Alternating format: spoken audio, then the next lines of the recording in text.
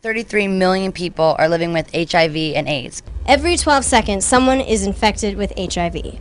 Most people living with HIV do not know that they're infected. You can't tell someone is HIV positive just by looking at them. If you've had unprotected sex, go get tested. Know your HIV status. Get tested. Get tested. Get tested. So you know what to do. Go get tested. Today. So now, what is the difference between HIV and AIDS?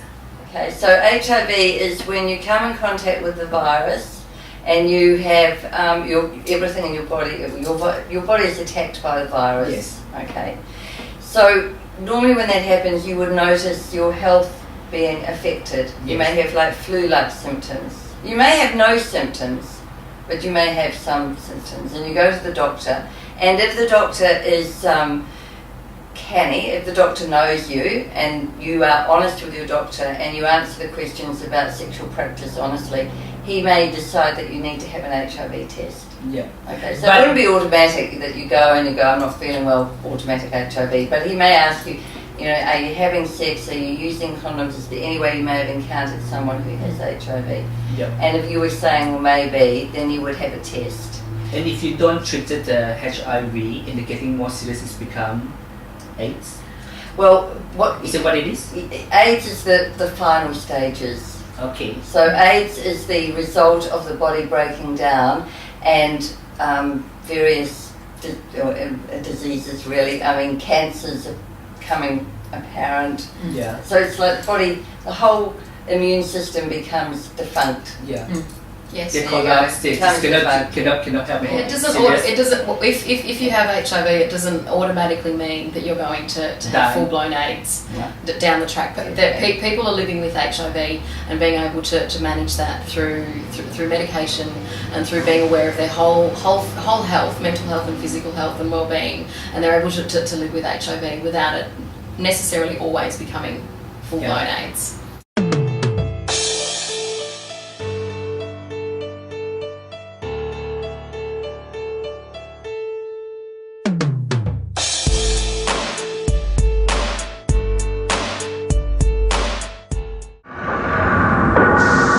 First, only gays and IV drug users were being killed by AIDS. But now we know every one of us could be devastated by it. The fact is, over 50,000 men, women and children now carry the AIDS virus. That in 3 years, nearly 2,000 of us will be dead.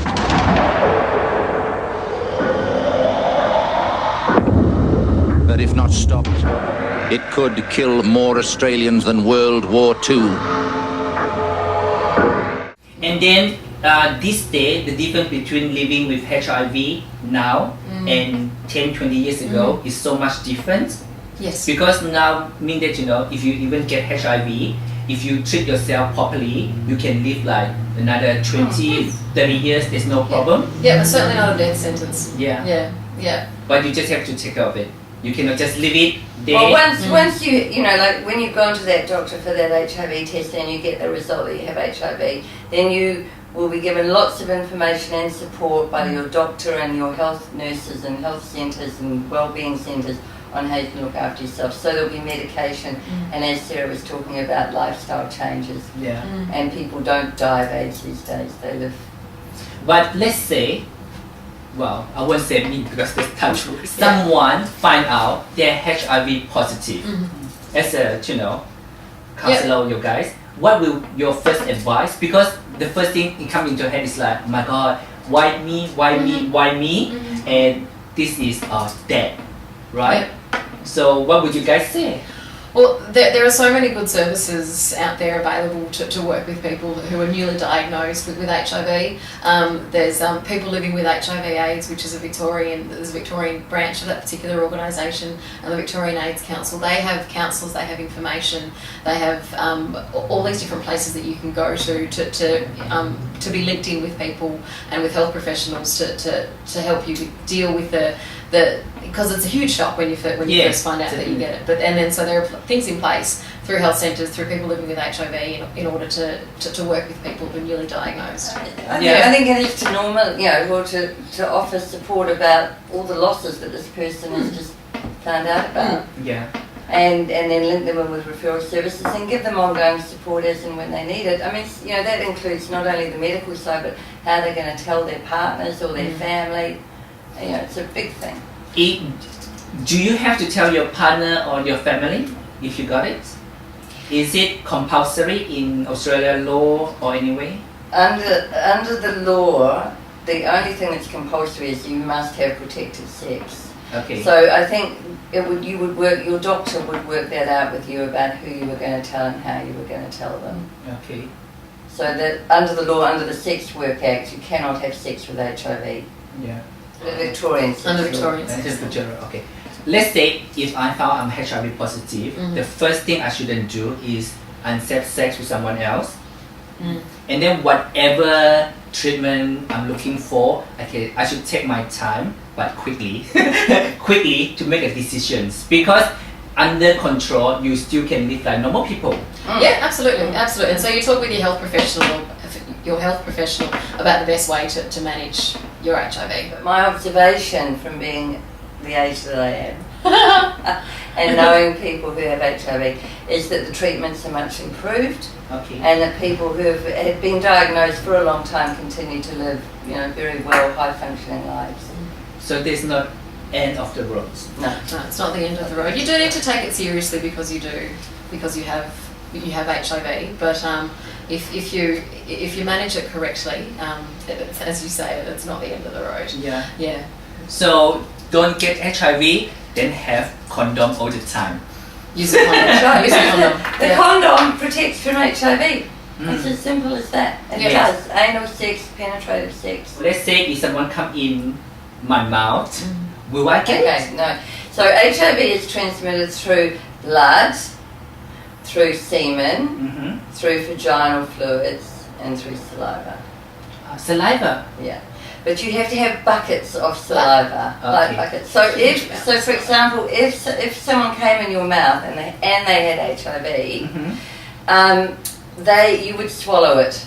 Okay. If you swallow it, it'll go into your stomach. You won't get it. Okay. Okay. All right. If you spit it out, you minimal chances. But if you, as Sarah has said, don't brush your teeth, because if you brush your teeth and you have cuts, it will enter that way. So it's all about minimising the cut and the blood, Yeah, and also remember that it can get into, if semen from a person with HIV gets into the eye fluid, that's a route of transmission. Oh really? So, yes. Yes, sometimes accident happen. You use condom, you do this, you do that, but then the firework come off and oh my eyes! My eyes. Yeah. And that is a danger. It is. It's an entry point. What can I do if that's happened? Go and wash. Just wash it out. Just wash it out. Yeah. We wash out to decrease the chances of getting HIV. Minimize it. No guarantee. That will depend on your luck. Yeah. Okay. I think also, if you spoke, I don't feel qualified to say this totally, but when we talk about saliva and vaginal fluid and even semen, it depends on your viral count, how high your viral count is, to how much would be in your saliva, your vaginal fluid, your semen. Okay.